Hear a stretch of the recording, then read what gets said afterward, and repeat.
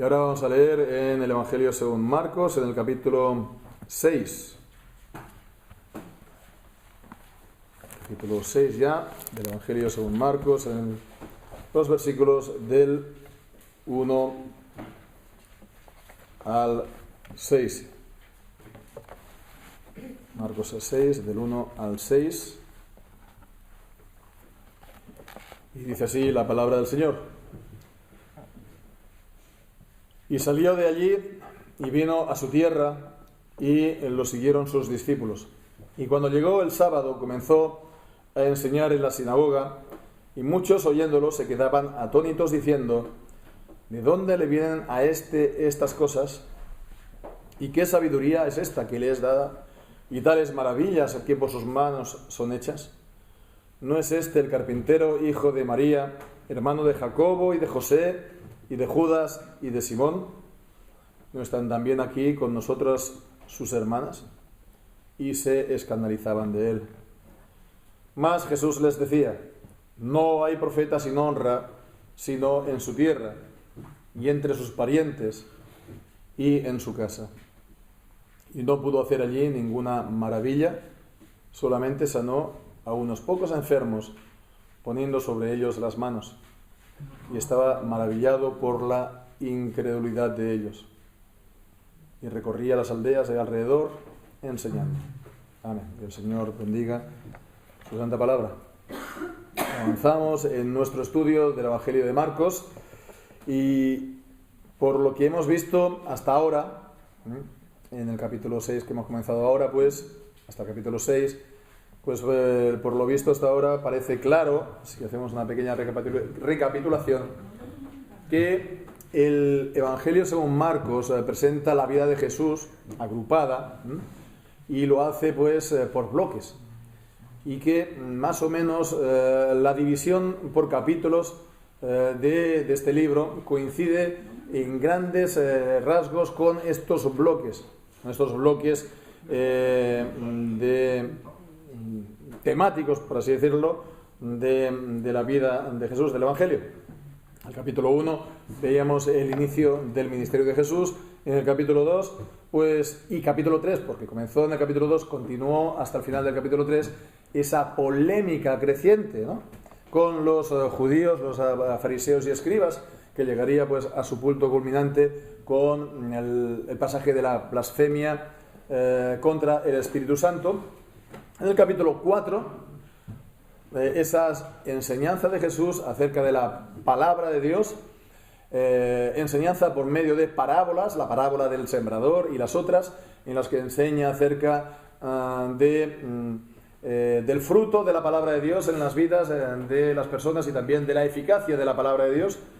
Y en el capítulo 5, que es el que pues, acabamos la semana anterior, pues estuvimos viendo un capítulo bastante triunfal, en un sentido, porque veíamos cómo Jesús venció en el pasaje, en el encuentro con el endemoniado gadareno, cómo venció por lo tanto contra el diablo, contra las fuerzas del mal, y también pues la sanidad, ¿no?, a la mujer con flujo de sangre, también a la hija de Jairo, el principal de la sinagoga. Entonces veíamos que era pues, la sanidad por fe, y bien, pues no había entonces muchas notas negativas, podemos decir, en este capítulo 5. Y bien, pues entonces en este capítulo 6, un capítulo que veremos es bastante largo, pues las cosas cambian un poco las tornas, porque es un pasaje caracterizado sobre todo por el rechazo a Jesús. El rechazo a Jesús. Y ese rechazo a Jesús en este capítulo comienza por el rechazo a Jesús y a su palabra y a su evangelio en la ciudad de Jesús. Ya sabemos que Jesús, él era originario de otro lugar, de Belén, ¿no?, que fue en el lugar donde él nació, pero fue en Nazaret donde él se crió, en Nazaret donde estaba también toda su familia. Este pasaje, pues, aquí en Marcos capítulo 6, también lo encontramos en los sinópticos, primeramente en Mateo, en el capítulo 13, y tanto en el capítulo 6 de Marcos como en Mateo 13 se guarda, digamos, el mismo orden cronológico, pero en el capítulo 4 de Lucas también encontramos, pues, este pasaje. Bueno, en realidad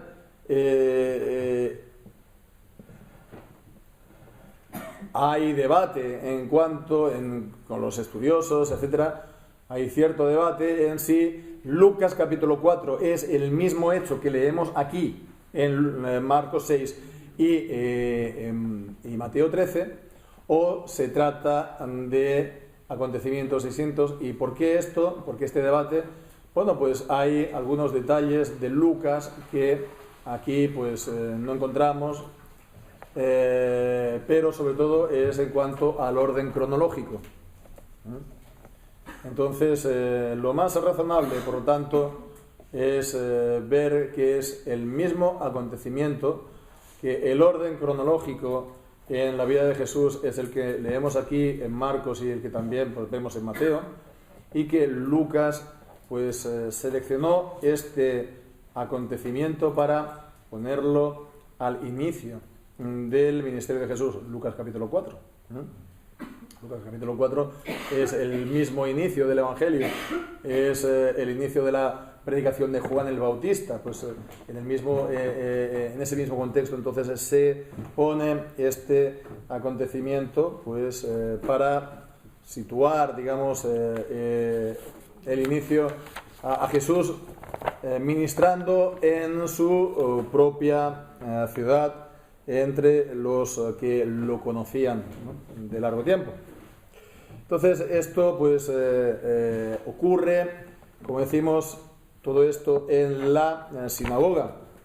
En la sinagoga, tal como leemos en el versículo 1 hasta la primera mitad del versículo 2, cuando dice que salió de allí. Entonces, después de haber estado sanando a la hija de Jairo, salió de allí y vino a su tierra y lo siguieron sus discípulos. No fue entonces una visita privada, una visita particular, y cuando llegó el sábado comenzó a enseñar en la sinagoga. Y esto pues lo encontramos en los demás evangelios, y en el evangelio de Lucas, capítulo 16, capítulo 4, versículo 16 de Lucas, se nos da un detalle que podemos destacar. El detalle que podemos leer ahora en Lucas capítulo 4, versículo 16, cuando dice: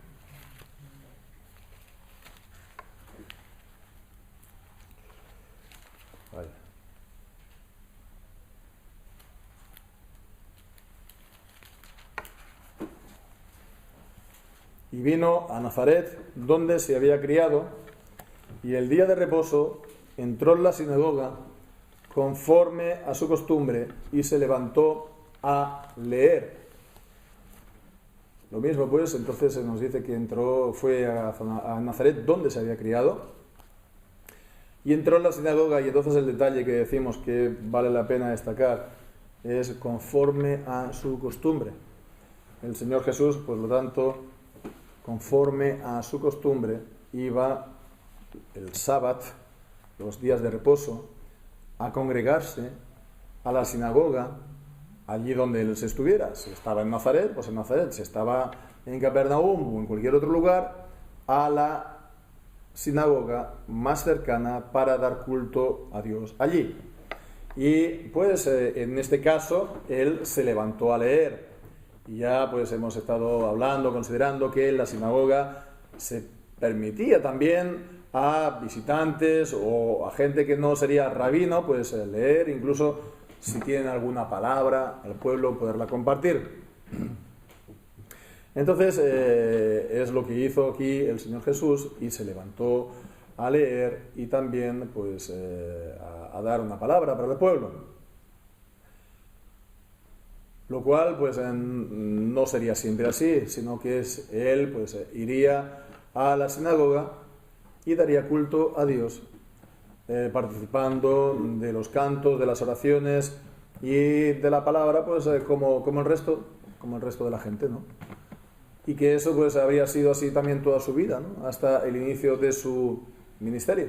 En fin, como hemos leído, conforme a su costumbre. Esa era la costumbre, esa era la ética, ¿no? La palabra, conforme con su costumbre, de ella proviene la palabra ética. Esa era su norma. Él lo guardaba siempre. Él, por lo tanto, no se apartaba. Él tenía un ministerio, por supuesto. Él había comenzado su ministerio, él estaba predicando de manera itinerante, pero él no se apartaba de la sinagoga. Él no era cismático, él no se consideraba a lo mejor tan como aquellos otros que se consideran tan súper espirituales que no tiene caso, ¿no? Pues el reunirse. Entonces Jesús vemos el que también está pues predicando con su ejemplo, ¿no? Y la palabra de Dios nos dice, ¿no? De no dejando vuestras congregaciones, como algunos tienen como costumbre. La costumbre pues contraria a la del Señor Jesús. Entonces pues le dieron la oportunidad, como hemos dicho, de leer. Y entonces, como leemos también en Lucas capítulo 4, también creo que vale la pena leer el pasaje que el Señor Jesús leyó y que compartió. Entonces, dice el versículo 17, le fue dado el libro del profeta Isaías, y cuando abrió el libro, halló el lugar donde estaba escrito: el Espíritu del Señor está sobre mí, por cuanto me ha ungido para dar buenas nuevas a los pobres.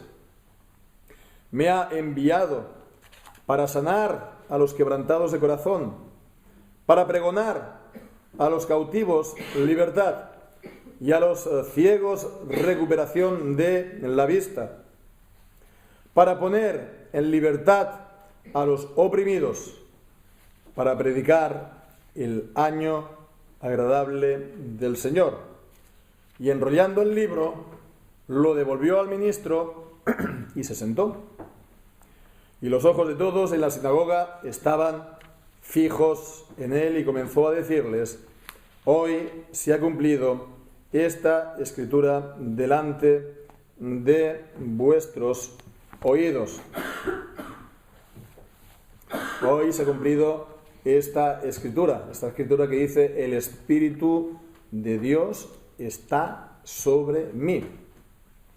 Así, por lo tanto, él da este pasaje del profeta Isaías, el capítulo 61 de Isaías, y pues dice: esta escritura tiene cumplimiento en mi persona. Yo soy, por lo tanto, lo que le está diciendo el Señor Jesús aquí, yo soy aquel de quien esta escritura habla.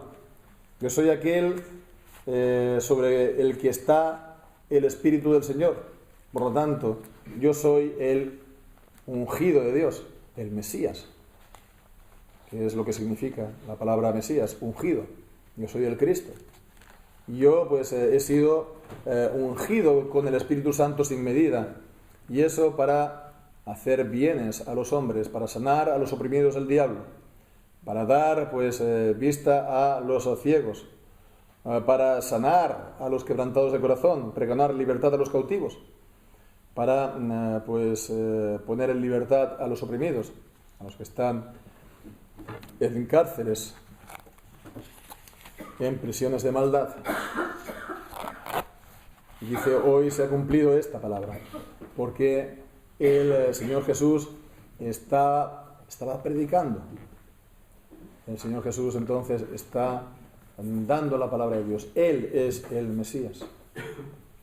¿Qué es entonces? Vemos el cristianismo, la religión cristiana.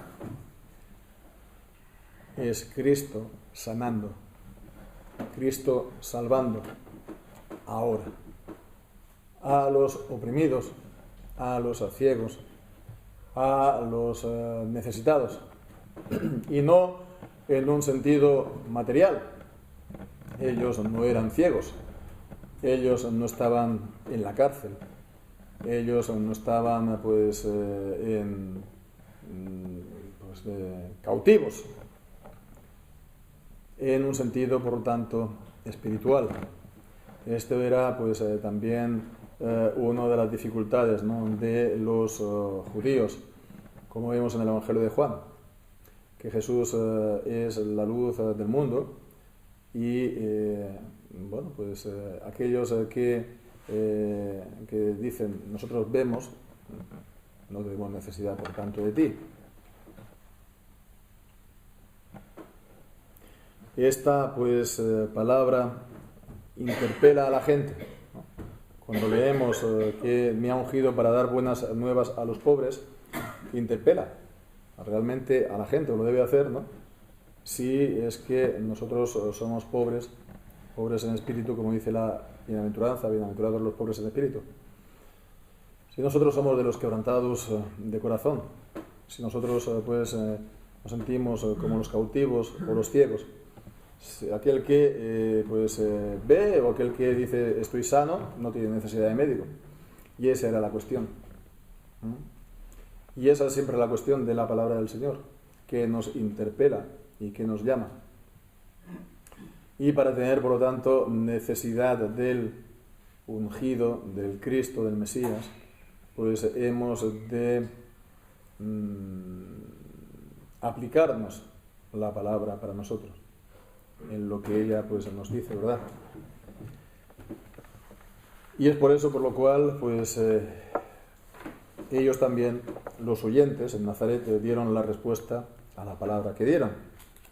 La respuesta de la gente en este pasaje, volviendo al Evangelio de Marcos, lo encontramos en los versículos 2 y 3. Porque ellos, en un principio, dice que estaban atónitos, estaban asombrados fuera de sí al escuchar a Jesús exponiendo la Escritura, ¿no?, y las palabras de gracia que salían de su boca. Dice, ¿de dónde le vienen a estas cosas? ¿Y qué sabiduría es esta que les da y tales maravillas que por sus manos son hechas? Por lo tanto, vemos que ellos tienen algún tipo de luz, ellos disciernen algún tipo, en alguna medida, que lo que Jesús dice y lo que Jesús hace proviene de Dios. Dice, ¿de dónde le vienen todas estas cosas? ¿De dónde le viene esta sabiduría? Esta sabiduría, ¿no? Entonces, aquí se está dando a entender que esto es de origen de Dios, procede de Dios. Y estas maravillas, dice que por sus manos son hechas, literalmente son poderes, ¿no? Pero bueno, la palabra maravilla también es apropiada porque significa una obra sobrenatural. No es algo natural, es algo fuera de lo normal, fuera de lo común, pero no solamente fuera de lo normal, es algo sobrenatural. Son poderes, sí, sobrenaturales, ¿no?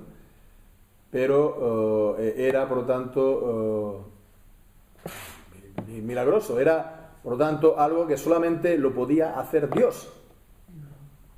Entonces vemos que están reconociendo esto en Jesús, están reconociendo esto, esas palabras de gracia, están reconociendo esa sabiduría, están reconociendo incluso esos milagros, ese poder de Dios en él. Y estaban atónitos escuchándolo. Y entonces eso ya de por sí debería bastar para que la gente entonces reciba lo que el Señor Jesús está diciendo, ¿verdad? Lo que dice aquí. Eso ya debería bastar para que la gente lo reciba y crea en él y lo reciba, por lo tanto, de la manera como él dice, ¿no? Yo he venido a daros esta libertad, esta sanidad, ¿no?, esta salvación. Pero no lo hacen. ¿Y por qué no lo hacen? Porque ellos tienen un problema con Jesús. Porque se fijan en la persona. No tanto en lo que él dice, sino en la persona de Jesús. Y ellos ya lo conocían. En el versículo 3 dice, ¿no es este el carpintero, hijo de María, hermano de Jacobo y de José, y de Judas y de Simón? ¿No están también aquí con nosotros sus hermanas? Y se escandalizaban de él. Entonces vemos aquí, está hablando primeramente de que, de que él es el carpintero, de que él es hijo de María, Con lo cual, cuando está diciendo hijo de María, pues esto da a entender claramente que ya José había muerto, ¿no? Vemos que María aparece, ¿no?, en los evangelios, y sus hijos también, pero José ya no. Y al decir el hijo de María, pues sin duda se referían a que él, José, ya había pues muerto. Y pues dicho sea de paso, hablando de María, también habla de los otros hijos de María. Y se les da el nombre, de los cuales dice aquí Jacobo, José y Judas y Simón. Jacobo, José, Judas y Simón. 4 otros hermanos varones, de los cuales, bueno, que ninguno de ellos pues en este momento creía en Jesús.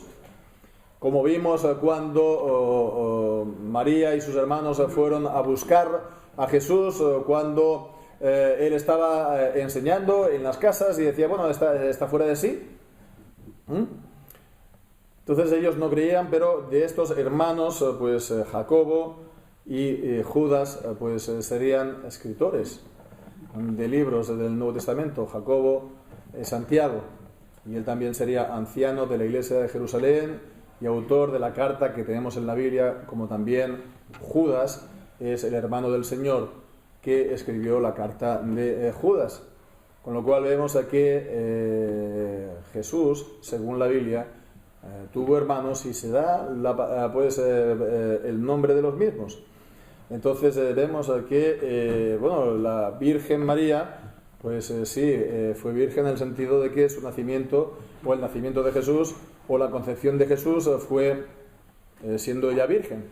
Pero esto no significa que ella haya sido perpetuamente virgen, primeramente porque es una especulación sin ninguna base en la Escritura, no hay ninguna indicación en la Escritura que nos lo diga, y por otra parte no solamente es que eso, es que está contradecido, ¿verdad?, negado, o esto niega, mejor dicho, lo que dice la palabra de Dios, que tiene aquí hermanos, ¿no? Entonces claro que sí, que se le busca pues otro tipo de subterfugios y decir, no, es que cuando dice aquí palabra hermano, pues se quiere decir primo, pero no, es que es hermano, hermano y hermana, no hermano en un sentido general y genérico, que pueda pues aquí incluir hasta su tía o su prima o su sobrina, ¿verdad?, parientes, ¿no?, sino hermano y hermana, hermanos y hermanas, y a los hermanos se le da también el nombre.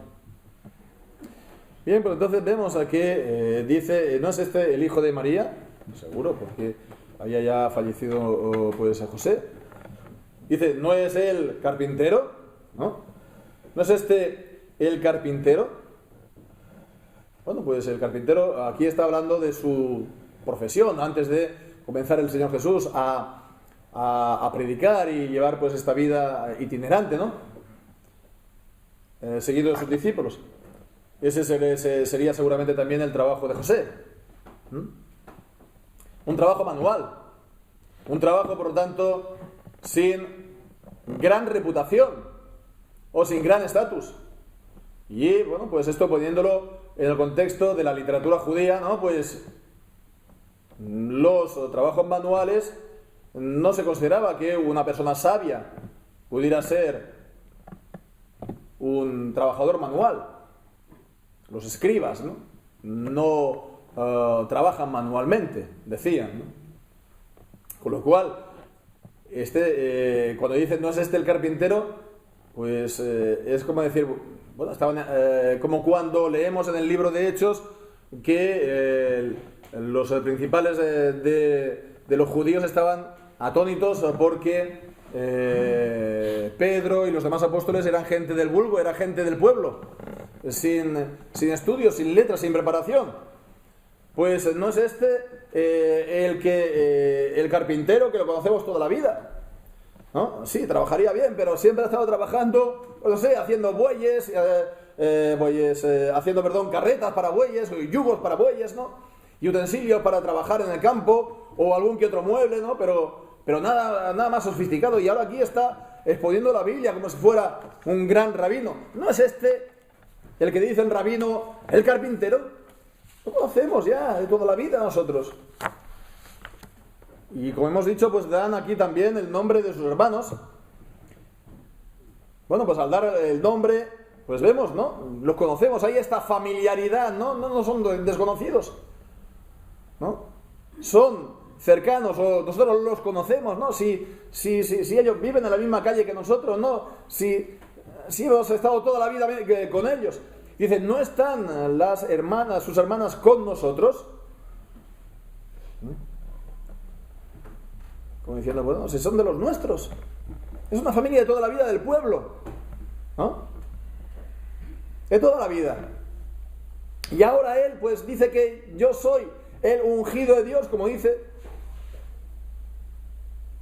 ¿Cómo es que ellos van a ser más que nosotros? O cómo él va a ser más que nosotros. Él dice, pues, todas estas cosas de sí mismo, ¿no? Y lo ven que Dios está con él. Que esa sabiduría y esos poderes no lo puede hacer si no está Dios con él. Sin embargo, se resisten. ¿Por qué? Porque se centran en todo esto, de lo que hemos visto. ¿En quién es Jesús? Antes de haber comenzado su ministerio. En todo lo que ellos ya conocen de él, de sus orígenes y de su familia y de su trabajo, etcétera, tal y como hemos visto. Resultado, por lo tanto, en vez de recibir esta palabra, como hemos dicho, poniendo fe en el Señor Jesucristo para ser sus discípulos, ellos se escandalizan de Jesús. Se escandalizan de Jesús. Versículo 3 al final. ¿No están aquí también con nosotros sus hermanas? Y se escandalizaban de él. Se escandalizaban de él. Escandalizarse es una piedra de escándalo, es decir, una piedra donde tropezaban y caían. Caían para no creer en él. Caían para no levantarse. Caer en la fe era un tropiezo, un obstáculo del cual no salían. Bien, pues entonces, ¿cuál es la respuesta de Jesús ante ello? La respuesta de Jesús es doble. La respuesta de Jesús es doble. En un sentido, vemos la respuesta por palabras. En otro sentido, vemos la respuesta por obras. La respuesta, en cuanto a palabras, leemos del versículo 5. Y no pudo hacer allí en el versículo 4. No hay profeta sin honra, sino en su tierra, y entre sus parientes, y en su casa. No hay profeta sin honra, sino en su tierra. Esto es una frase bien conocida, ¿verdad? No hay profeta sin honra, sino en su tierra. O no hay profeta... Ha pasado, digamos, esto un poco al bagaje cultural de la gente, ¿no? No hay profeta sin honra en su tierra. En fin, lo conocemos todo, ¿no? En todo caso, fijémonos que se entiende, lo conocemos, pero la frase es un poco complicada. No hay profeta sin honra, sino en su tierra. Es decir, hay una doble negación, ¿no? No hay profeta sin honra. Esto es una doble negación, y la doble negación es un poco complicada gramaticalmente, porque esto se dice una doble negación equivale a una afirmación. Y después está la excepción, si no, excepto, salvo en su tierra. Quiero decir que esto se podría haber expresado a lo mejor de otra manera, y sería claro, ¿no? O más claro. Es decir, lo podemos en positivo. El profeta es honrado. El profeta es con honra, excepto en su tierra. El profeta, allí donde vaya, allí donde predique, recibe honra, excepto, dice, en su casa, en su tierra, ¿no? En general, después en sus parientes, ¿verdad? Un poco más, concreto, en su casa, en su familia, en sus padres, sus hijos, ¿no? Más concreto todavía, ¿no? Como yendo de círculo en círculo. En todo caso es su ambiente, en todo caso es sus orígenes, en todo caso es la vida antes de haber sido llamado por el Señor y que la palabra de Dios viniera sobre él y empezara a predicar la palabra de Dios. Así pues, el profeta, allí donde se encuentre, va a ser honrado, nos dice. Y la idea, por lo tanto, es que se le ha de honrar. ¿Y cómo se le honra a un profeta? Básicamente cuando se le toma en serio y cuando se le recibe su palabra y su enseñanza. Y no hacerlo, no recibir la palabra que da el profeta, es despreciarlo, es deshonrarlo. ¿Y por qué no lo hace entonces la gente? ¿Por qué no hace esto de recibir la palabra del profeta? Pues una vez más, en este caso, los de su tierra, los de su parentela, los de su casa, es porque no miran. Pues la palabra se queda con la persona a la que ya conocen. Se quedan con la persona que han conocido. Y lo nacido de lo carne, carne es. Y ellos solamente ven, por lo tanto, a esa persona en la carne, es decir, en su vida antes de haber recibido la palabra del Señor. Se quedan con ello y no les es posible entonces ir más allá. Y la respuesta en el versículo 5 dice: no pudo hacer allí ninguna maravilla, no pudo hacer allí ningún milagro, ninguna obra sobrenatural. Solamente sanó a unos pocos enfermos, poniendo sobre ellos las manos. De la misma manera que sanó a la hija de Jairo, poniéndolo sobre ellos las manos. Lo sanó, por lo tanto, ¿por qué? Pues si no sanó allí, no hizo muchas maravillas, porque estaban en incredulidad. Si sanó a unos pocos, es porque ellos creyeron y es porque ellos tuvieron fe.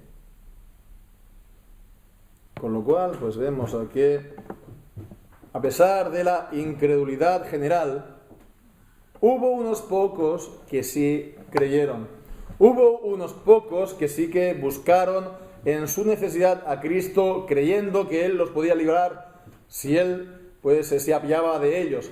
Que no se endurecieron ni lo rechazaron, sino que tenían esa necesidad y fueron a Cristo para que fueran sanos y para que los salvara. La incredulidad era general, pero unos pocos creyeron. Hubo un remanente que sí recibió a Cristo y sí recibió su palabra.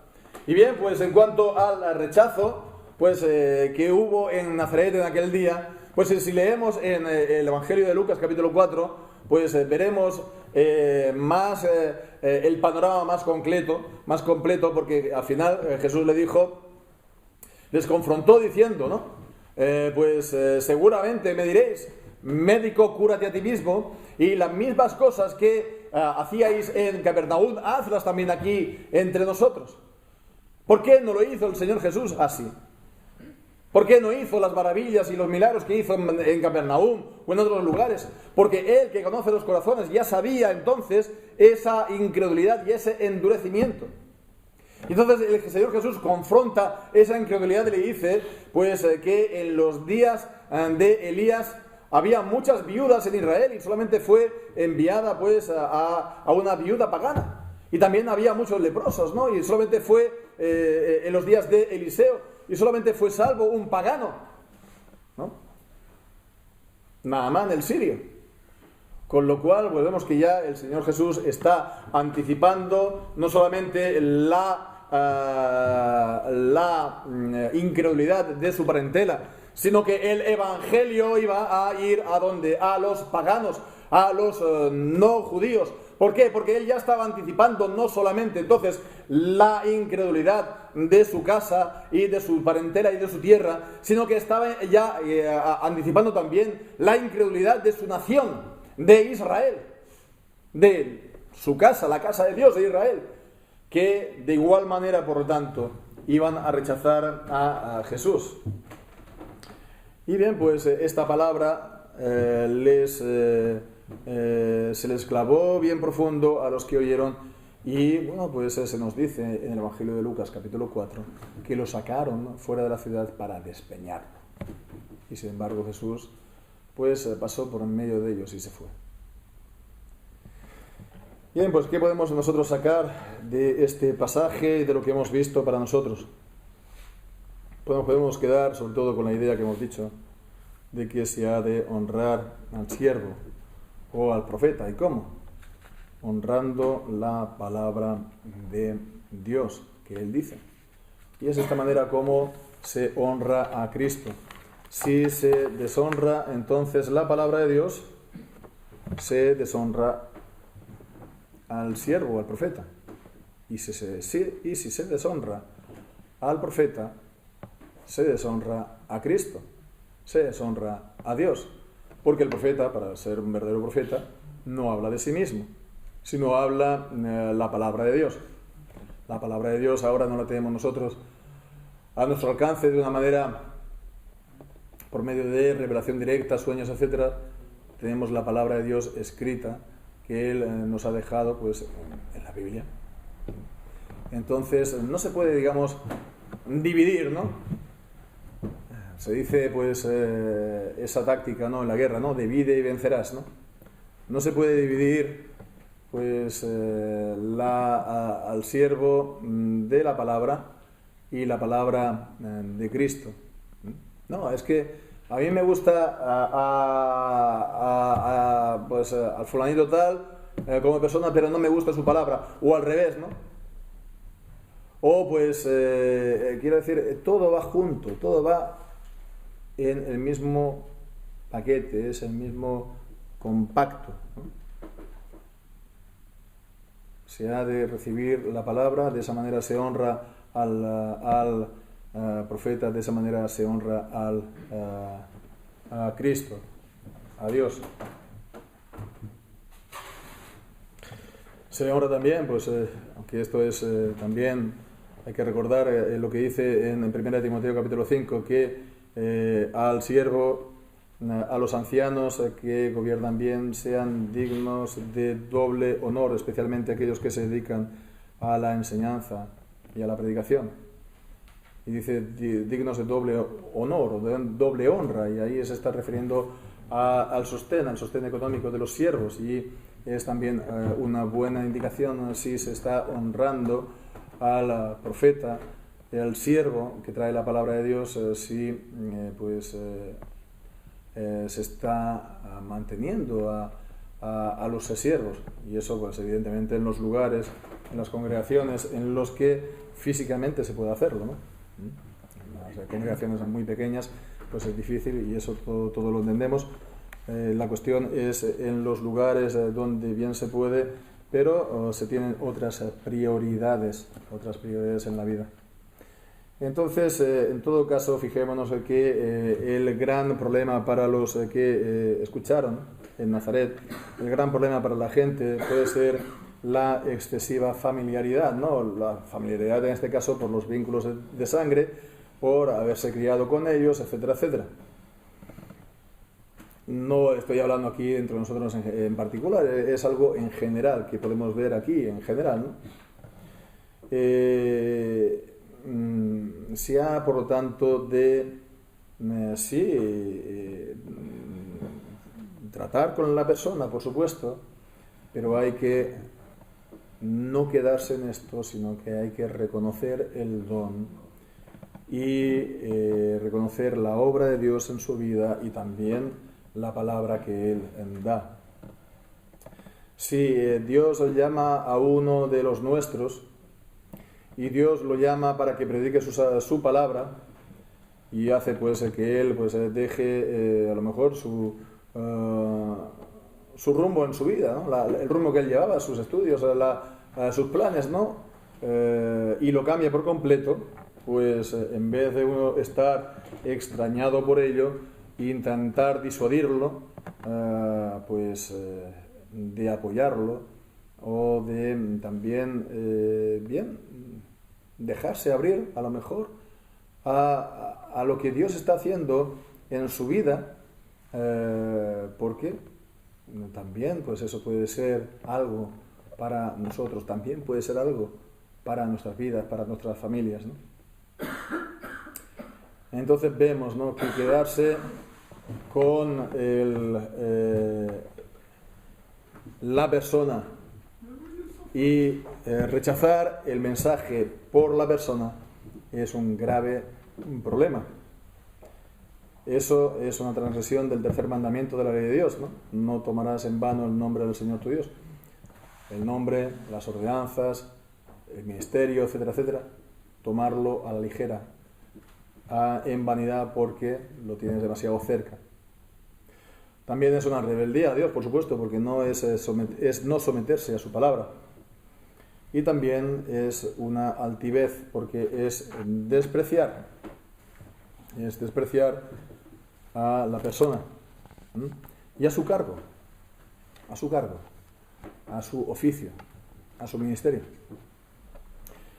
Había pues ya hay una antigua canción, ¿no?, una canción de cuyo nombre no quiero acordarme, que habla y exalta de un personaje, finales de los 70 tal vez, principios de los 80, un delincuente, ¿no? Un delincuente, y la canción pues canta de que era un alegre bandolero porque todo lo que gana reparta el dinero, ¿no? Y bien, pues en esa canción dice que bien, él, el alegre bandolero, ahora depende de un simple carcelero, ¿no? Pero esa palabra, ¿no?, simple carcelero, ¿no? Hay un tono de cierto desprecio, ¿no? Carcelero. Un carcelero y un simple carcelero. Y el otro es un alegre bandolero, ¿no? Pero quiero decir, vemos aquí el carcelero no es solamente un carcelero, el carcelero es representante de la ley. Es un representante de la ley. Es un oficial, ¿verdad? Y tiene, por tanto, una autoridad. Y no se le puede, pues, rechazar o despreciar porque dice, es un simple carcelero, ¿no? Y eso puede ocurrir también, ¿no?, al que habla. Es un simple predicador, pastor, lo que sea, ¿no?